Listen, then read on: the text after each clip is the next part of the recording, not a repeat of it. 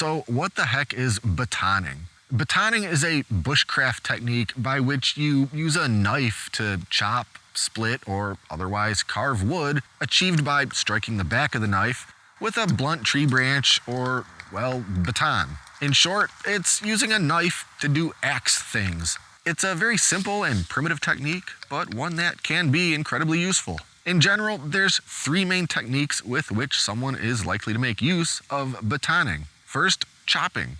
Basically using a knife like an axe, chipping away small wedges of wood until a branch is cut through. 2.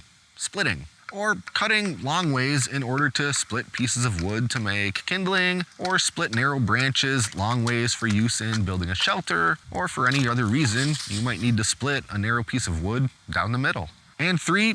Carving and shaping wood, sort of a combination of splitting and chopping to shape a piece of wood for some purpose. For example, if I wanted to make a mallet type tool that's a little more comfortable to hold, or let's say shaping the end of a branch to create joinery for a shelter you're assembling, perhaps some sort of a crude mortise and tenon joint. So why use batoning instead of just using an axe? Well, the most obvious reason is because maybe you don't have an axe. Say you're in a survival situation and you have a knife but no axe. You need to cut wood, so you make do with the tools at your disposal.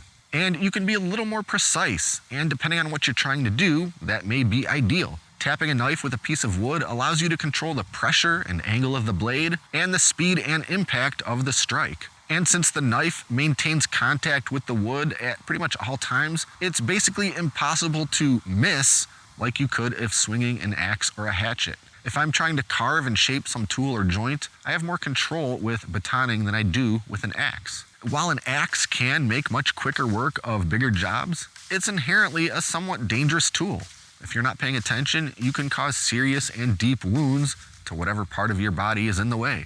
With batoning, you are not winding up and swinging nearly as hard, and you're not swinging a blade of any sort. Sure, you don't want to get whacked in the hand with a fat tree branch, but I'll take that over the business end of a hatchet.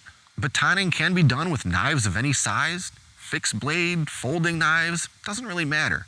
But the smaller your knife, the smaller the piece of wood you can reasonably baton. Pretty much all you must have is a single-edged blade. That is, a blade that's sharp on one side and blunt on the other. Because obviously you'll need to strike the blunt side of the blade, and if you tried using a double-edged boot knife or something like that, you'd end up chopping your mallet up as much as the intended wood to be cut.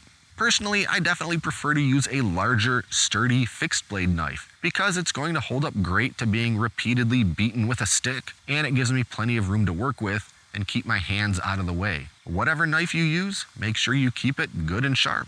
Anyway, that's really about it. This video isn't meant to be a super in-depth guide to batoning technique, more of a basic overview of this handy bushcraft method for anyone who has maybe heard the term but really had no idea what it's all about. Be sure to like and subscribe to stay up to date with all our latest stuff, including future bushcraft and outdoors videos. Thanks for watching, and until next time, I'm John, and this is Great Lakes Country.